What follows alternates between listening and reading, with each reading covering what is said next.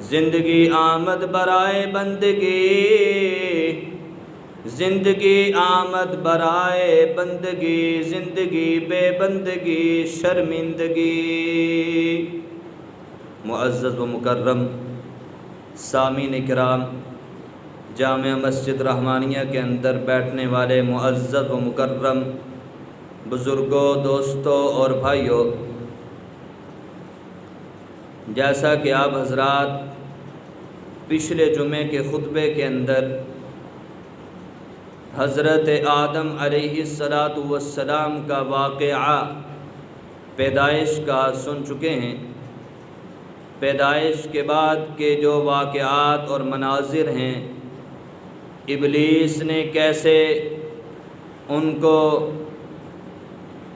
خطا کے اندر مبتلا کیا، اور آدم اور حوا علیہم السلام کا دنیا کے اندر آنا، شیطان کا دشمنی اختیار کرنا، آج اس پر گفتگو ہوگی۔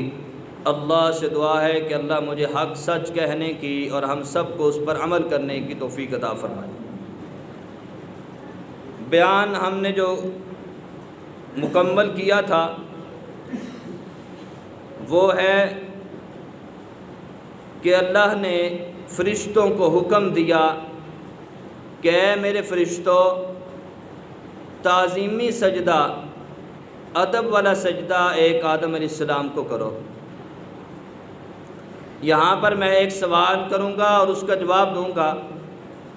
سوال یہ پیدا ہوتا ہے کہ سجدے کے لائق تو صرف اللہ کی ذات ہے۔ سب بولے کس کے؟ اللہ لائق ہے سجدے کے، اور کوئی ذات سجدے کے لائق نہیں ہے۔ تو پھر اللہ نے یہ کیوں فرمایا وَإِذْ قُلْنَا لِلْمَلَائِكَةِ اسْجُدُوا لِآدَمَ، کہ اے فرشتوں سجدہ کرو آدم کو، اور پھر انہوں نے کیا بھی فَسَجَدُوا إِلَّا إِبْلِيسَ۔ اس پر بھی آیت دلالت کر رہی ہے کہ انہوں نے سجدہ کیا، حقیقت میں سجدہ کیا۔ قرآن اس پر بالکل واضح پیغام دے رہا ہے۔ تو سجدے کا کیا مطلب ہے؟ تو آپ سماعت یوں فرمائیے کہ سجدے کی دو قسمیں ہیں۔ ایک سجدہ ہوتا ہے عبادت کا، ایک سجدہ ہوتا ہے تعظیمی ادب کا۔ عبادت کا سجدہ صرف اللہ لائق ہے کہ سجدہ عبادت کا کس کو کیا جائے؟ اللہ کی ذات کو۔ اور تعظیمی سجدہ وہ پہلی امتوں کے اندر، جیسے یوسف علیہ السلام کو بھی ان کے بھائیوں نے آ کر کیا کیا تھا؟ سجدہ کیا تھا۔ وہ ایک ادب کا سجدہ ہے، تعظیمی سجدہ ہے، وہ اس وقت جائز تھا ان کی شریعت کے اندر۔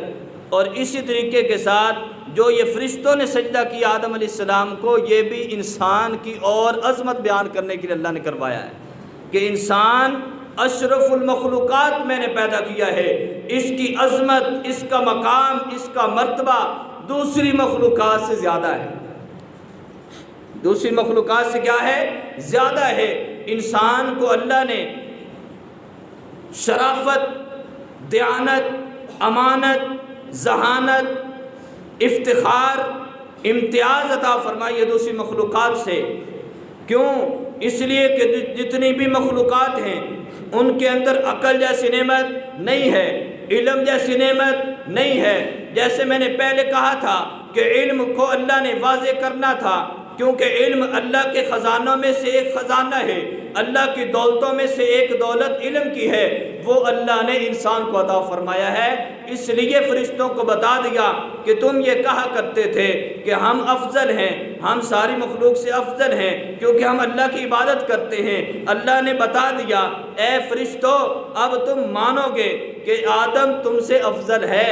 کیوں؟ اس لیے کہ ان کے اندر دونوں چیزیں ہیں، خطا بھی ہے، نسیان بھی ہے، اور گناہ والی صفت بھی ہے۔ لیکن جب انہوں نے علم والی باتیں تمہیں سنا دی اور یاد کر کے ہر چیز ازبر سنا دی، پتہ چلا کہ آدم علیہ السلام اور یعنی انسان کو اللہ نے عظمتوں سے نوازا ہے۔ علم ہی انسان کی معرفت کا ذریعہ بنتا ہے، علم ہی انسان اللہ کو پہچانتا ہے، اللہ کی عظمت کو پہچانتا ہے۔ علم نہ ہو تو اللہ کی معرفت حاصل نہیں ہو سکتی۔ تو اس لیے یہ جو سجدہ اللہ نے کروایا ہے یہ تعظیمی ہے، عبادت کا سجدہ نہیں تھا۔ اور دوسرے نمبر پر اللہ پاک نے یہ جب ارشاد فرمایا کہ فرشتوں سجدہ کرو، وہاں پر ابلیس بھی رہتا تھا، تو جب فرشتوں کو حکم ہوا ہے، یعنی جو بھی وہاں پر موجود تھے، اللہ نے حکم دیا کہ سجدہ کرو، ابلیس کو بھی چاہیے تھا کہ وہ بھی سجدہ کرتا۔